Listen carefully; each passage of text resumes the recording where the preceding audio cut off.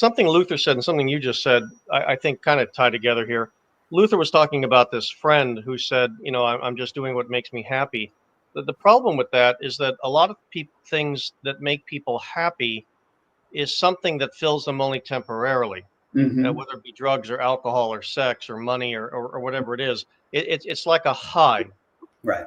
And it may make them happy, but it never brings them joy. It never brings them peace. It never brings them contentment, never brings them fulfillment. It just makes them happy.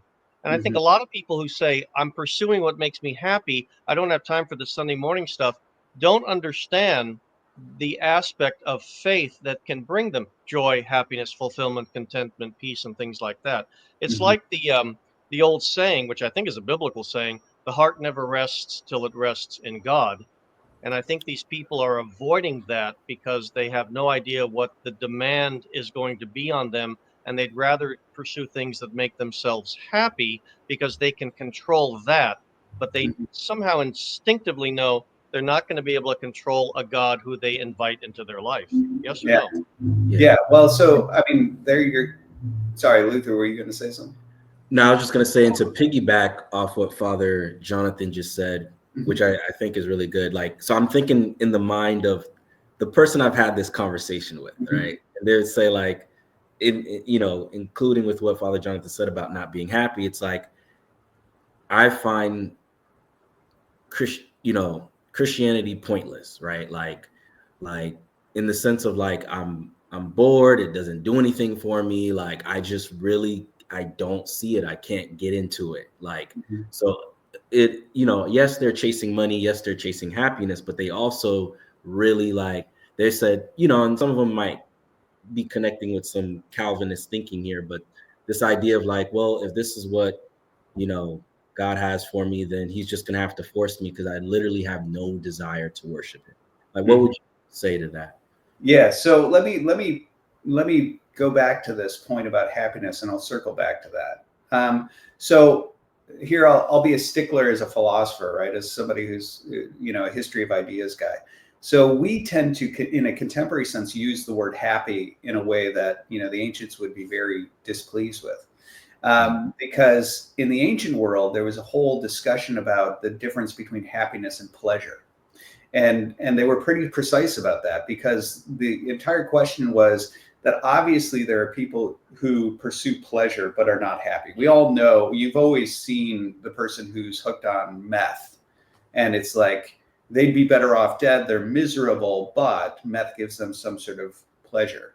And so that's where the ancients would say, people like Stoics and Aristotle and people like that would draw this distinction between happiness, which has to do with overall well-being, the fulfillment of your purpose as a human being. It's something that's much larger, much broader, something that has to do with the whole consideration of the life and the nature of the subject than the subjective feeling of pleasure.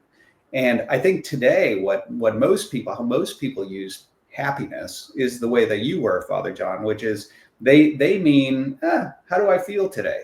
Am I feeling sad, or am I feeling I'm feeling all right? Yeah, I guess I'm happy. Right. Right. But with the ancients, it's more of a question of, what is the nature of man? What is the purpose for my existence? Am I moving toward that? Am I becoming, fully human, right? Am I becoming the sort of thing that I'm made to be? And so happiness, this was actually something that was well received within the Christian tradition. The idea that man actually is made to be happy. That's true. But we oftentimes end up pursuing happiness by means of lower goods, mistaking pleasure for happiness.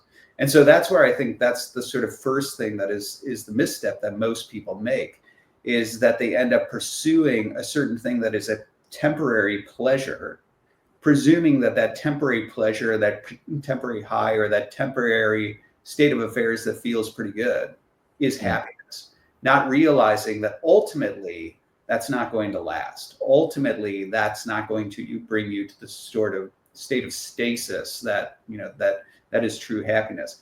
And so I think there's a certain mistake that happens there. And so it doesn't surprise me, Luther, that you would know people, lots of people actually, who would pursue money because they have this sense that, when there's a certain rush that comes from successfully gaining something or from the pleasures that money can buy or something like that. But there's a good reason why ultimately people who reach, the heights of success, oftentimes you have people who end up miserable, who are super wealthy, right? They've reached the top and they realize there's nothing at the top, or people who pursue hedonism because they think hedonism is going to be, let's say it's sexual pleasure or something like that. They presume that high, that rush, whatever it is, it's numbing, it's exhilarating, something like that. And yet there's still folks who go down that road and pursue it to the nth degree, but they're miserable, right? And that's because pleasure and happiness are not actually equivalents. The things that we desire are much larger. They're much deeper than that. And so, like, coming back to the religiously unaffiliated more broadly, I think this is something that is a telltale sign in their journey. So what's interesting is if you walk through the evolution of a nun, right, of the religiously unaffiliated, there's several stages that they move through. The first is that there's some sort of crisis of belief with regard to religion.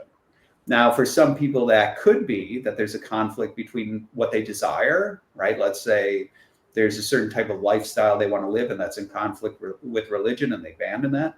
It could be a crisis like, I wanted God to, save somebody I love from cancer, and they died from cancer. Could be something like that. But there's some sort of crisis in religion that sets them on their heels and destabilizes them. And usually that's followed by a stage of searching. So this is where you get church hopping, where people are like, well, maybe I'll try on this religion or this denomination or that. And if they don't find what they're looking for, then they abandon religion. And so those are normally the sort of early stages of it. Now, what's interesting is, and this is something that not a lot of people realize, but it's very real, is that a lot of the religiously unaffiliated go from that stage into a pursuit of vague spirituality, meaning the occult.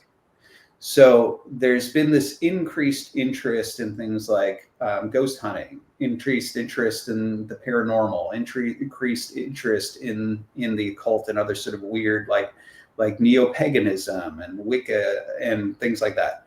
And a lot of that is that's because the movement towards some sort of pursuit of disorganized religion is actually the next stage in most religiously unaffiliated people's world. So this was a fascinating thing that I discovered on accident.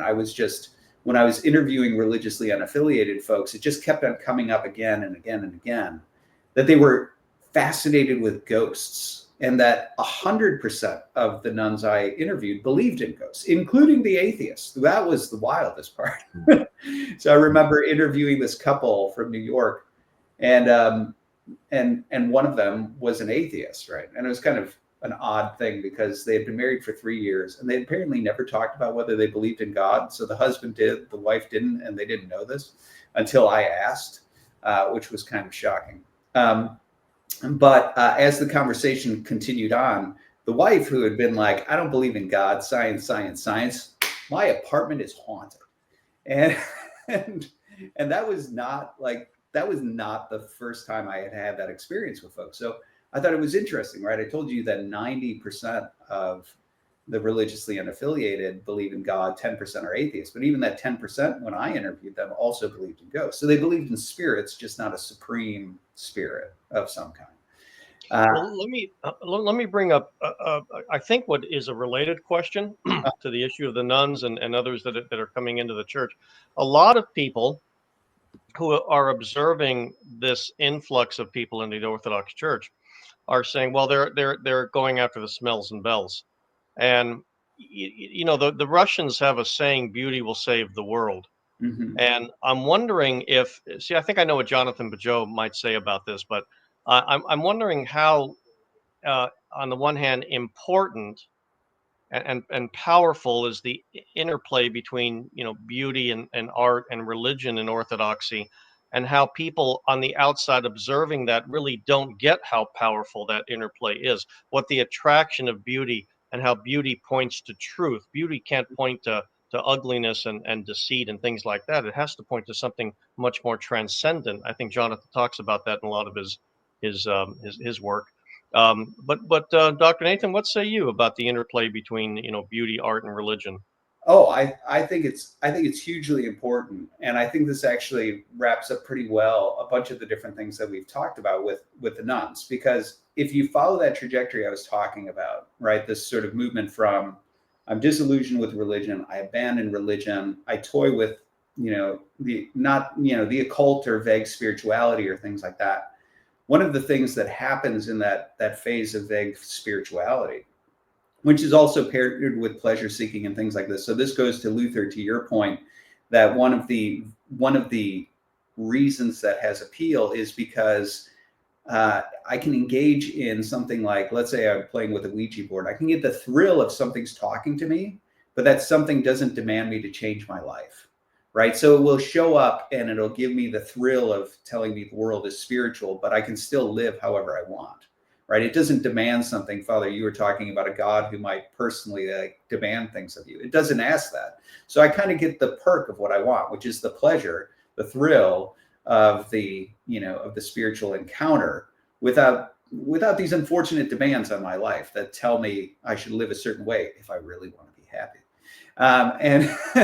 And so, but what happens is and this is where this will take us back to your question, Father, which is that there's a sociologist named Clay Rutledge who studied the relationship between the experience of meaning and the pursuit of these sorts of vague, sort of occultish type spiritual encounters. And he found an inverse relationship, which shouldn't surprise you if you know that you're dealing with demons, that the deeper you go into the relationship with them, the less meaning you experience. But that is what happens. And so what's interesting is that most nuns will move from that stage into a different stage, which is political activism. So this is one of the things that a lot of people misdiagnose. They think what's happening is somebody has a certain political worldview, right? Like I'm pro-LGBT and therefore I abandon religion, or something like that. I'm woke, therefore I abandon religion. But it's actually usually that those sorts of political tendencies are outgrowths of the vacuum of meaning created from having abandoned religion. And that's why so much of the political movement has religious connotations. So if you've ever heard people say things like it's weird, they talk about political issues almost like they're religious, right? Almost like it's a religion. Well, the answer is that's because it functionally is in their lives, in their worldview. It actually is that. It's the placeholder that fills that in. But again, that doesn't fulfill, right? Because it's very this worldly. It doesn't tap into those deeper needs that a human being has in order to find true happiness. And this is why the journey sort of continues. So I would say a couple of things here.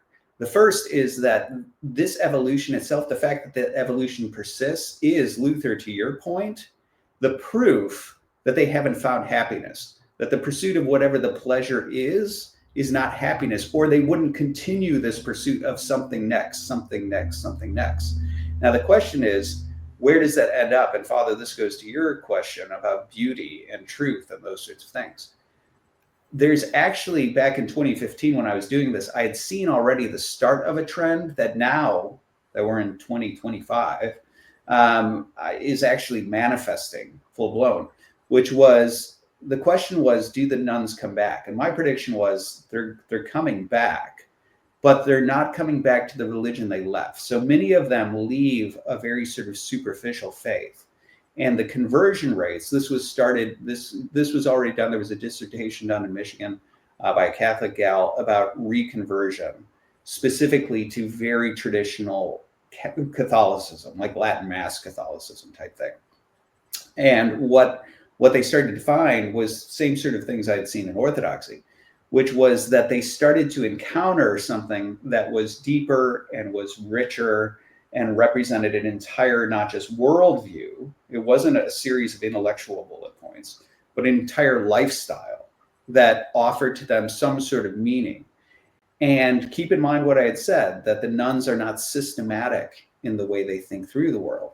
So what happens is they encounter something like the Divine Liturgy, and they see in it beauty, which conveys to them meaning. So this is interesting. I had said that the nuns, when they look at the world, they tend to see it as a spiritual place, and it has meaning. It's filled with karma or fate or something like that. A lot of that is related to aesthetic encounters. It's that I see a sunset, or I see a beautiful story, or I see something like this. Those are the sorts of things that convey to them the world is meaningful.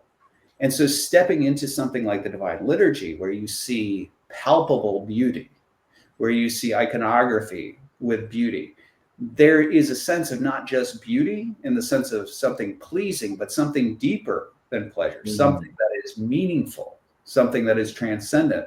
And as I had said, pleasure is this very superficial layer. Happiness is this deeper thing. And so I think the sort of synthesis that you have there is this impact of something that is meaningful, that is aesthetically pleasing, that is beautiful, which is deeper than just aesthetically pleasing. This transcendent thing that is deep enough and rich enough that it hits that part of them that's searching for happiness. And that's the thing that starts to draw them in and say, well, maybe this is the thing that I'm really longing for at that deep level. So Luther, what I'd say is that certain people you may be talking to may be still early in the journey where they don't yet know that the thing they're chasing isn't going to satisfy. They'll find out. Like at some point, the evolution will continue. And that's why I think Orthodoxy is so wise in the way that it's patient with people and the way it evolves. I mean, you look at the contrast between the way so much of like Protestant Christianity is about altar calls, right? Let's hit you now and now convert, right? And you can see that, I'm sure, Father, you've probably seen this in your own parish, where you have Protestants in crisis because they feel like they've had it so instilled in them that you could die tonight and find yourself in hell, that once they start being persuaded of Orthodoxy, they're almost like they have this anxiety, like, I've got to figure this out right now. What do you mean I should like I've got to like become Orthodox tonight. That's right. And whereas Orthodoxy has always been patient with, you know, like, I mean, you look at it, is it Cyril of Jerusalem who had said like that it was 3 years that they would typically have catechumens stay catechumen in order to try on the faith and sort of experience it and move toward this actual, you know, being baptized and received. That's so alien to most people's mindsets who have this sort of urgency about figuring everything out now. But I think that's important because I think, Luther, what you're probably seeing is somebody who's early or mid in a certain journey that eventually will run aground and they'll realize, okay, pleasure and happiness are not the same thing. And that's where I think the sort of beauty that you're talking about, Father, is the type of thing that finally hits that deeper level that they've been searching for and says, there's something transcendent here. There's something meaningful here. And I might not be able to systematically break down exactly what that means, but I can see it, I can feel it, I can sense it, right? Today's episode is brought to you by St. Athanasius College. St. Athanasius College is an accredited institution offering robust education from some of the brightest Orthodox minds. If you're looking for an affordable, flexible, and academically rich degree program, visit sdacollege.org. Use our special code Transfigured75 to save $75 on your enrollment. Visit the link in the description to get started today. I want to quickly circle back to something Dr. Nathan said. So I'm thinking, and you basically mentioned that this phase that the person goes through, right? And even the pursuit of it shows that they have not necessarily found that happiness, right? Now, I'm thinking about a particular person, and even though this person wouldn't even care for me to say their name, I'm still not going to say it anyway, but I'm thinking about what that person would say, right? And that person would tell me, well, even the pursuit makes me happy. Just the idea of chasing what I want is what is the happiness, the thrill for me. Like, does that make sense to you? What are your thoughts there?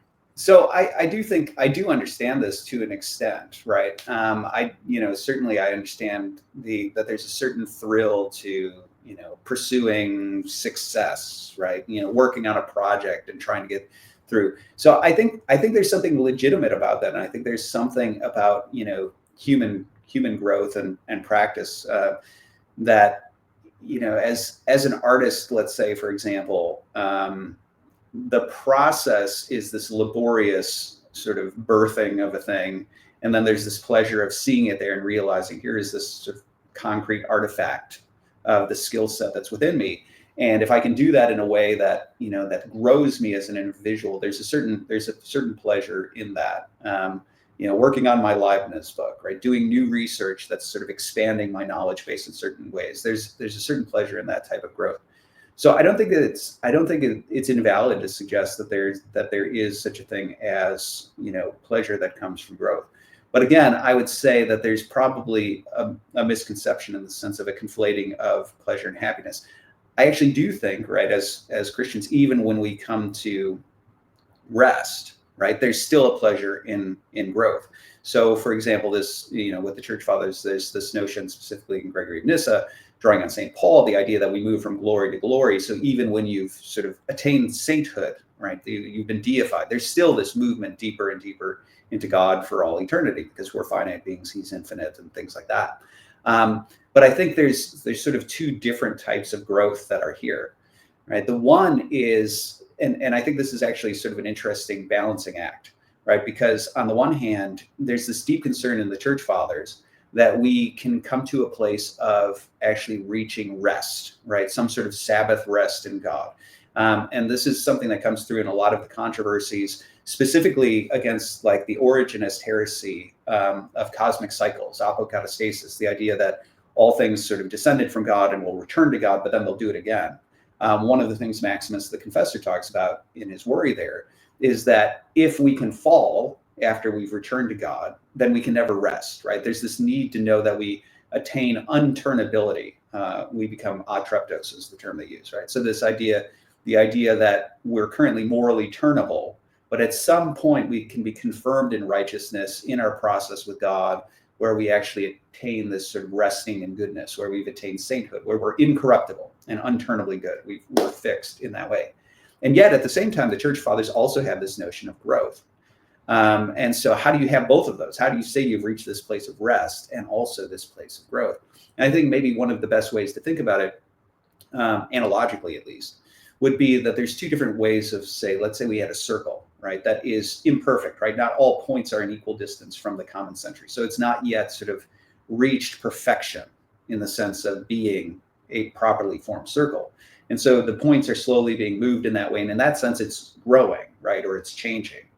But once it reaches that perfection where all points are in equal distance from a common century, it can still grow without avoiding perfection, which is a circle doesn't have to be this big. It can be this big. And so you can have a certain type of growth that retains the perfection, right? So there's two different types of growth here, right? There's two different types of change. One type of change is moving from imperfection to a perfection. Then there's this other type of growth that is from a state of perfection, this ongoing type of growth. And I think that's an important difference, because we currently as creatures, we live in this groping toward becoming what we're made to be. And that's the type of change and growth and expression that we start to experience. But there's something that's higher and a more perfect form of growth and expression. And that's something like God. God, when he expresses his goodness, is not becoming good, right? He's not trying to become the highest being or something like this. He's expressing, articulating this. This is sort of the nature of the essence energies distinction in Eastern Orthodoxy, the idea that the energies are God just articulating the perfections that are already there, freely expressing those sorts of things that are already there. And so I think all that's to say is that, yes, I can understand how there would be a certain pleasure in moving toward perfection. That's true, right?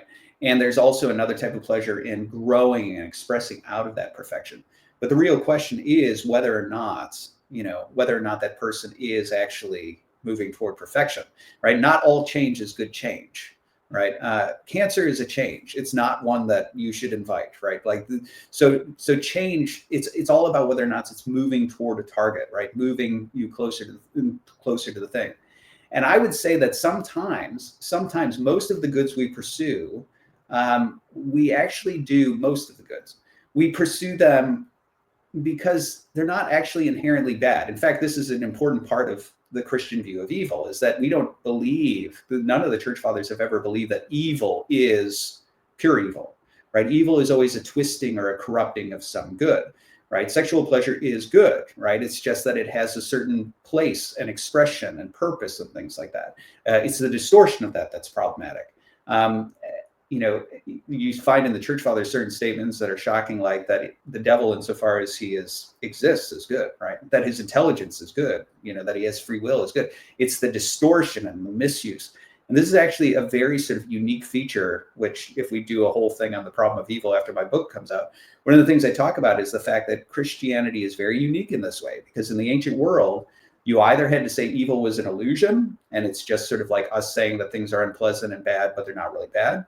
Or you had to say there's a certain polarity, like matter is evil and spirit is good, and there's sort of two principles, or there's two warring gods, right? One evil and one good, and they're at war with each other. Christianity was the only one that said everything is good, and then it gets distorted. And evil is just a distortion of something that's good. And so it's interesting that, with Christianity, that comes through a lot. So Basil of Caesarea in his Ethics, he's asked, teach us to love God, right? And he says, you don't have to be taught to love God. You love God already. And what he meant by that was to say that all goods, all particular goods you might name, pleasure, intelligence and reasoning, relationships, beauty, all these sorts of things, they're all articulations or expressions of God. And so when you love those smaller goods, you're loving a small expression of the good, which is God. The reason you love it is because it's good, right? So you already do love God. It's just that you oftentimes mistake these smaller, lower goods for things that are higher than they are. You mistake them as the end goal, the end in themselves. And so what I would say, Luther, is that the reason I think that's really relevant is because I think, let's say, I don't know what your friend's into, right? But let's just say he was an academic. I'll speak from something that I know a little something about. And so let's say he took pleasure in learning and growing and actually does. Okay. So and let's say he takes pleasure in writing and expressing those ideas and trying to get them published and things like that. All of those are genuine goods, right? And the growth and the desire to take those unformed, imperfections, right, and form them into perfections, right, fully articulate them, is also good. That's in keeping with you as a human being. That is a good. It's just that those are lower goods. And those lower goods, which are expressions of a highest good, right, God himself, they can't ultimately satisfy. So it wouldn't be surprising, I wouldn't doubt that there's a certain pleasure in growing in intellect.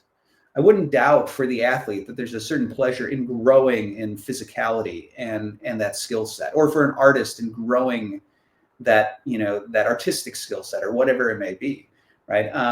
Somebody who's focused on a relationship, of course there's goods in the loving relationship that you're pursuing. Those are real goods, and Christianity doesn't deny it, right? So those are genuine goods. No wonder you experience some sort of sense of meaning out of those.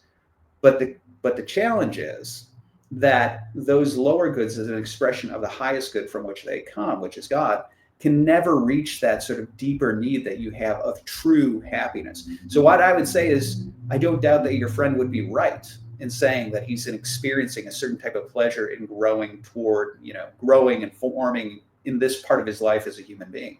But I think what he'll ultimately find is that in itself will never bring the happiness, the ultimate happiness. At some point that will run aground, because it's a lower good that's an expression of a higher good. It's a lower need that doesn't satisfy that deeper need that we pursue in the things of happiness. So I suppose that's how I'd reply. It's really good.